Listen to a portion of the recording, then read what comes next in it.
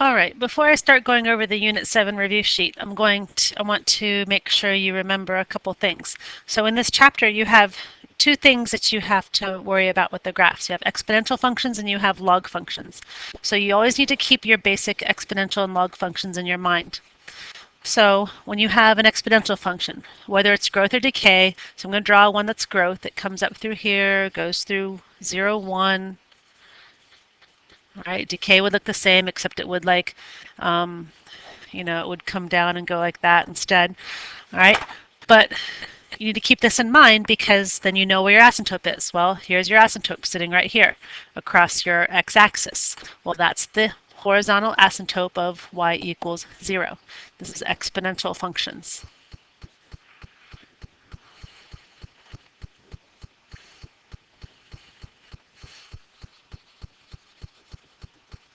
All right, and so if you had a random exponential function that was like, y equals 3x minus 4 plus 7, right? So think about that.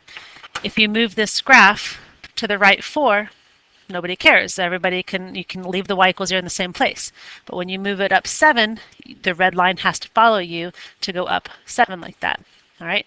So if you move something up or down, then you have to move the line. All right.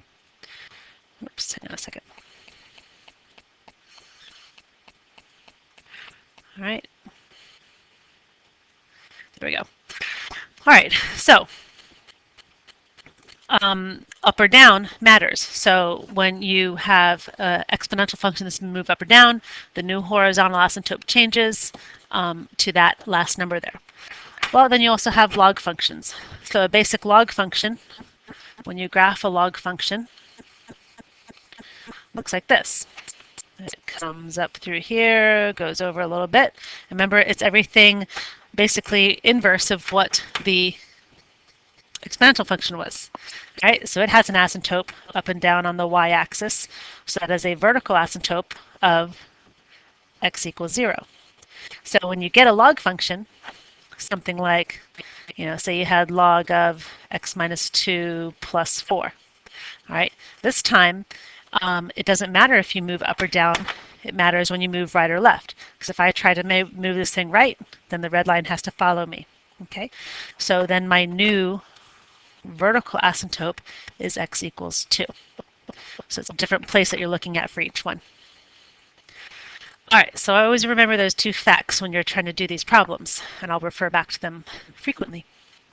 All right, so here's one to begin with. The first question you have over there, whether it's exponential growth or decay, when you look at this base right here, this 1/3, this number is smaller than 1, so I'm going to say it's a decay.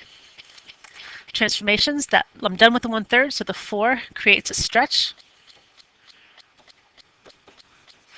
X minus 2 creates a right 2, and then a down 5. So the down 5 is a thing that's going to move my asymptote. So my new asymptote is going to be -5, just like we spoke about on the last page.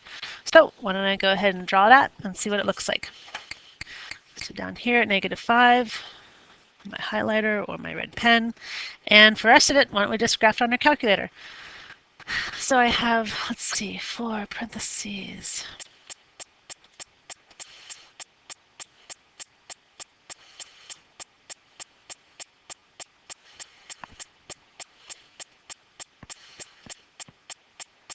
All right, so we're going to be looking for the x-intercept and the y-intercept and the basic graph. So here it goes. So my basic graph looks like it's crossing around 2, so it's kind of coming across like this, and then going up, up, up. It is going to cross the y-axis eventually because it's kind of edging over to the left. So if you go to your table, there it is, 0, 31. So that is my y-intercept. If I want the x-intercept, on the other hand, that's also called a 0. Oops. I have to go and ask the calculator especially for that. Okay, so remember you have to be on your graph, you have to press second calculate, you choose number 2, 0, and then you say, oh, well, it looks like it's between 1 and 3 because it's kind of at 2, right? So, oops, wrong button. I got to press 1 for the left, 3 for the right. And I don't want to guess, so I press enter, and there's a 0, 1.796, so why don't we say 1.8? So 1.8, comma 0. All right, got the graph, domain and range. So my domain is my width of my picture. This picture goes to the right, it goes to the left forever, so I say all real numbers. My range, on the other hand, is held bound by this asymptote right there. So nothing is below -5. So I will say my y values are always greater than -5. It's not touching -5 either. All right, let's go down. We have two little questions we can answer really easily on the side here, if we just remember what we did on the last page. All right. Horizontal asymptote, number 2. So just remember, this is a growth problem. Your basic growth problem looks like this. Has an asymptote going across at y equals 0. So if they're asking me the asymptote, it's always y equals for horizontal. And if I move up or down, it affects the asymptote. So that's this number here. So it's letter D. Whereas my log function down in number 4, log functions look like this. And their asymptotes always are up and down, like x equals 0. So I can cross off this y business that I have here. There's no y equals for a vertical asymptote. And this problem cares if I move left or right. So it's this one right here, -20. Okay. So over to the side here, what's the 0 of 5 to the x minus 45? So this is a growth problem, but it's going to look kind of strange when you graph it. If you graph 5 to the x minus 45, it's been moved down 45 spaces. So in your graph, the curve is really underneath where you're looking, and you're just seeing this weird line coming up. Well, I'm going to do my 0, so I can calculate number 2. I'm going to tell it's between 2 on the left, 3 on the right. I don't want to guess. So 2.36 or 2.4, we could say. Okay, and number 5. So with this equation here, you could use logs, take the log of both sides to solve it, but we don't really need to because we're going to go ahead and change 16 and 8 to be powers of 2. 8 is really 2 to the 3rd, then I have a 2x here. 16 is really 2 to the 4th, and I have 3 minus x. So I can solve it this way. So 2, I multiply 4 times 3 minus x, so I get 12 minus 4x. And over here I get 2 to the 6x, so now that the 2's are matching, and then I have my exponents, I can cross off my 2's. All right, so now I have this equation, 12 minus 4x equals 6x. Okay. All right, so to solve this, I need to add 4x to both sides. So I'll get 12 equals 10x. So my fraction for my answer is 12 over 10, which does reduce to 6 over 5. So that'd be my best answer. All right, next page. So next page I have a log function that I have to graph and think about. So all your basic log functions, remember, on the first page look like this. They have an asymptote right here, and so that asymptote is going to get moved to the left 3 places because this thing is moving left 3 and down 1. So here's my new asymptote. All right, and then with this log function, it doesn't have any stretching or shrinking, so I can take this point where I used to begin at 1, 0, and I can move that over left 3 and down 1. So left 1, 2, 3, down 1. There's my log function. I'm going to go right through there. So I'll go to my calculator now. Let's see. Log, remember when you press log, it's base 10 because there's nothing else written. X plus 3, and then minus 1. All right, so we get this graph. It like creeps up towards the x-axis, and it looks like it stops over here on the left, but you have to remember it keeps going down. Okay, it kind of creeps up here, and it eventually crosses here somewhere, but I'm not quite sure where it crosses yet. I have to check my calculator. So vertical asymptote over here is x equals -3. What is the y-intercept? I can check that right on my table. 0 and 0.52, let's say. So 0 and -0.52. What's the 0? Is the next question. So go to my graph. Let's go to my trace. And number 2. Well, let's have my left side be like the number 3. And let's go all the way to 10 on the right because I can't really see where it's crossing, so I'll just try all the way to 10. I don't want to guess. Oh, so it crosses right at 7. Nice and perfect. So 7, 0. All right, this next question, letter F, asks, as x approaches -3, f of x does what? So imagine you're approaching this line right here, -3. You can't approach it from the right because there's nothing there in the graph. But from the left, this blue curve, if I'm approaching -3, it's going down, down, down, down, down. So what I would answer there is that my graph is going to -infinity. All right, but on the right side, as x goes to infinity, that's this thing. So it's creeping up, not very fast, but it is going up to infinity. Okay. All right, these next two questions here. So it says use your calculator to help you graph this function, and then you notice I want the function and I want its inverse over here. So let's do that. So go to y equals. I can tell from the picture though, or from the equation, it's moved to the right 1. So my asymptote is going to be over at 1. So I do know that. So when I graph it, remember it's not base 10. So if I want something other than base 10, I have to press math and go to log base and grab it. I'm just put my base 2 and put my x minus 1 over there. All right. So there it is. Looks like all the log functions we've seen. So it looks like it goes kind of like that. And then remember it comes down, down, down. Okay. So when you draw an inverse of something, you have to have points. You want points that you have on your graph. And so let's go look at the table to find some points. And I should have done that for my graph. Sorry. So I got 2, 0 on this graph. I got 3, 1. I have 5, 2. So let me change my graph a little bit actually to make sure I go through those points because I should have done that. All right. So 2, 0 is pretty good. That's right here. 3, 1, 5, 2. All right. So there's that graph. Okay, so now that notation with this little -1 here means I want the inverse. So we can do some things here. Let's turn around my asymptote. X equals 1 turns into y equals 1. So that goes here. All right, let's graph the other function. So the other function has to be the reverse of these points. 2, 0 turns into 0, 2. 3, 1 turns into 1, 3. 5, 2 turns into 2, 5. So this comes up. And this comes down towards my asymptote. So remember, if these are inverses, then I should be able to draw this diagonal line here, and they should look exactly the same on either side. So if I drag this over, it didn't do too well. Drag that over, and drag that over. Do you see how they have matching parts? Like this matches that matches that matches that. All right, they have matching parts across the purple line. Okay, all right. So let's see, down here, number 8, write in log form. So you need to look for your base. Your base is 3. So I'd put log base 3, put the 4 on the side and 81 here. Because remember, 3 to the 4th has to equal that number there. Over here, my base is 5. So 5 to the 3rd equals 125 is my statement to change the exponent form. All right, so the next question here. This question is the one where we have to enter these numbers in our calculator. So I have this bacteria, they're growing over a certain amount of days, and I need to go to my calculator and enter these numbers. So I press the stat button and press edit, and I've already entered the numbers in there.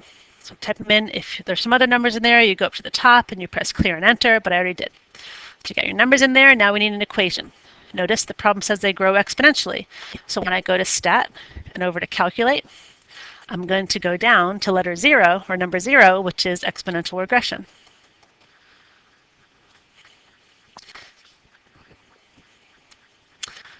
Oh, no, I passed it. Oh my God, I'm just going to press 0. All right, so go down to store. Remember, you got to put y1 here, so it'll store your answer. So alpha trace, grab y1, go down to calculate, and enter. All right, so you can see the calculator is giving you this notation for the equation. It's giving you y equals a times b power x. So we're going to turn that into y equals a. I'm going to put b in parentheses and put an x up here. All right, so my a value is 598.6. So I'll say y equals 598.6.